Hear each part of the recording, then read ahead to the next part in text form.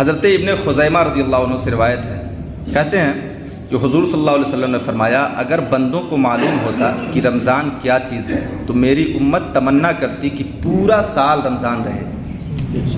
کچھ چیزوں کے ثواب بتائے نہیں جاتے، چھپا لیے جاتے ہیں، کیونکہ اس میں ثواب بہت ہوتے اس لیے اس کے بتائے نہیں جاتے۔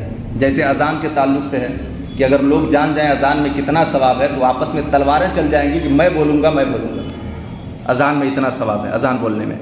تو ایسے ہی یہ روزے کے تعلق سے ہے کہ اگر جان جاتا بندہ کہ کتنی برکتیں کتنی رحمتیں رمضان میں اترتی ہیں اور ہمیں ملتی ہیں، تو بندہ یہ کوشش کرتا اور یہ طلب کرتا، اللہ کی بارگاہ میں خواہش کرتا کہ کاش پورا سال رمضان ہوتا اور اتنی برکتیں رحمتیں ہمیں ملتی رہتی۔ تو یہ رمضان کی خاصیت ہے۔ ایک آخری حدیث پاک سن لیں۔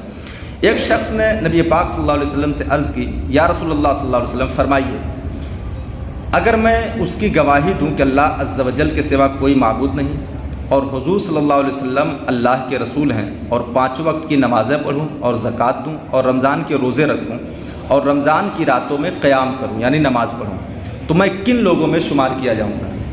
یعنی ایمان بھی میرا رہے اللہ اور رسول پر، نمازیں بھی پڑھوں، روزے بھی رکھوں اور روزے کی رات میں نمازیں بھی پڑھوں، تراویح وغیرہ قیام کروں، تو میں کن لوگوں میں شمار کیا جاؤں گا؟ اللہ کے نبی نے فرمایا، تمہارا شمار صدیقوں میں ہوگا اور شہیدوں میں ہوگا۔ سبحان اللہ! یہ کتنی بڑی بات ہے۔